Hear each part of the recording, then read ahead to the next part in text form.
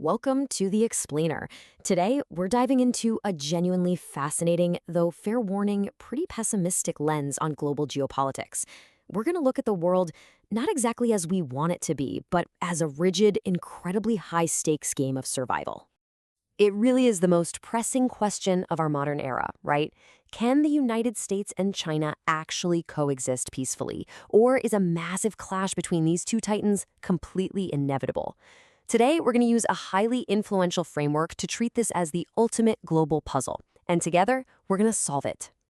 Okay, let's dive into this. Here's our roadmap. 1. Rules of offensive realism. 2. The pursuit of hegemony. 3. The security dilemma. 4. Balance of power. 5. The geography of war. And 6. The destined rivalry. Now, our entire explainer today is built on a very dense, deeply influential academic text, The Tragedy of Great Power Politics, by scholar John J. Mearsheimer. This book lays out a structural blueprint for international relations called offensive realism. We're basically just looking at how this specific theory explains the way states behave. Section 1, Rules of Offensive Realism. Let's get into it. So, according to the source material, there are 5 bedrock assumptions that dictate how great powers act. First, the international system is anarchic. Now, that just means there's no central authority above the states themselves. Second, all great powers possess some offensive military capability. They can actually physically hurt each other. Third, intentions are always uncertain. You literally never know for sure what another country is planning. Fourth, a state's primary overarching goal is simple: survive. And fifth, states are rational actors. They think strategically. Now, here's the kicker, the real so what. When you stack these 5 rules together, they force even totally peaceful states to act aggressively, simply out of pure fear. Imagine this for a second. Someone breaks into your house, but there's literally no police force you can call. Who do you call when there's no global 911? This perfectly illustrates what the text calls the 911 problem. In an anarchic international system, there is no higher authority coming to save you if another country decides to attack. As the text bluntly puts it, there is no government over governments. Because there's no world's police to punish the bad guys, states are shoved into this terrifying system of self-help. They absolutely have to rely on themselves and only themselves for their own protection. Which brings us to Section 2. The pursuit of hegemony. So what's the endgame in that terrifying system? In academic terms, they pursue hegemony. A hegemon is basically a state that is so overwhelmingly powerful, it completely dominates all the other states in the system. Why is this the goal? Well, because hegemony is the absolute best guarantee of survival. Think about it. If you're the only great power on the block, nobody else even has the capability to threaten you.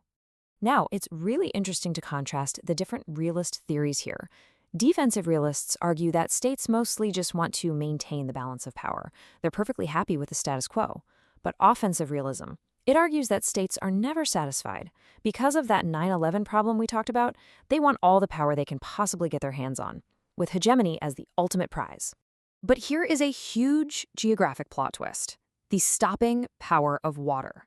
While land power, massive infantry and armor taking and holding territory, is the only truly decisive military force, oceans act as these giant, insurmountable barriers.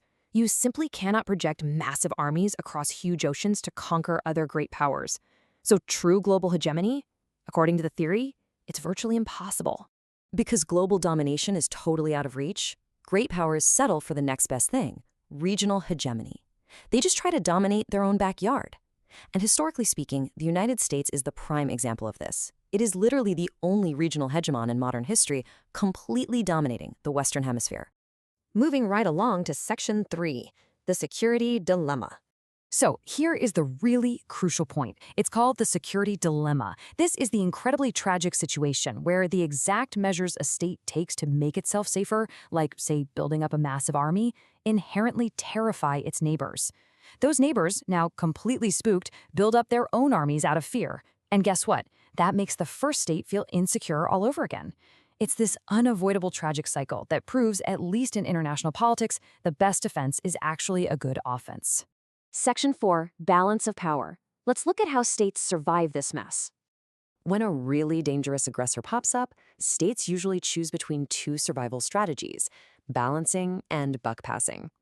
Balancing means stepping up and forming a coalition to actively block and contain that threat. Buck passing is basically sitting on the sidelines, crossing your fingers, and trying to get another threatened state to handle the aggressor for you. Now, while states absolutely love to pass the buck if they can get away with it, sometimes they're forced to balance. And they are almost always forced to balance against a potential hegemon. What's that? It's a great power that has a massive population and immense wealth. You see, because huge wealth and a large population can very quickly translate into decisive land power, a potential hegemon is a state that could realistically conquer its neighbors and totally dominate its region.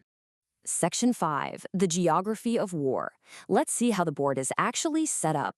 When we look at actual power structures, bipolarity, just two major powers, creates pretty low fear. Balanced multipolarity creates medium fear. But unbalanced multipolarity? That's a system with three or more powers where one of them is a potential hegemon. And that is terrifying. It is the absolute most dangerous setup for war, simply because one state actually has both the motive and the capability to dominate everyone else. And that brings us to our final section, Section 6, the destined rivalry. So let's bring it all back home.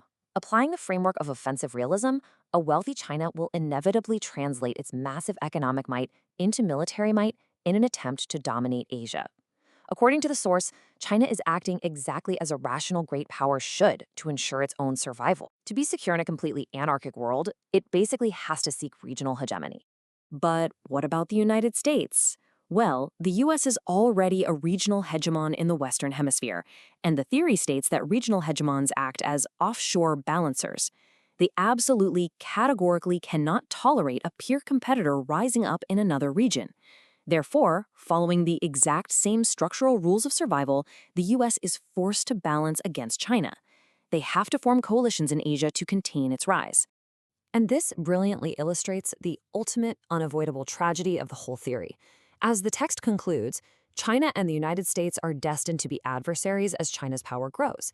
It literally doesn't matter if a state is a democracy or an autocracy, and it doesn't matter what their supposedly peaceful intentions are. The anarchic structure of the international system forces this intense, scary security competition. Which leaves us with an incredibly profound and honestly unsettling thought. Can humanity escape this structural trap? Maybe through international cooperation or deep economic ties? Or are we truly just prisoners of the international system, doomed to repeat the tragic rules of great power politics we just explored? Thank you so much for joining me on this explainer. I really hope it gave you a powerful, albeit heavy, new framework for looking at the world. Keep questioning, keep learning, and I'll catch you next time.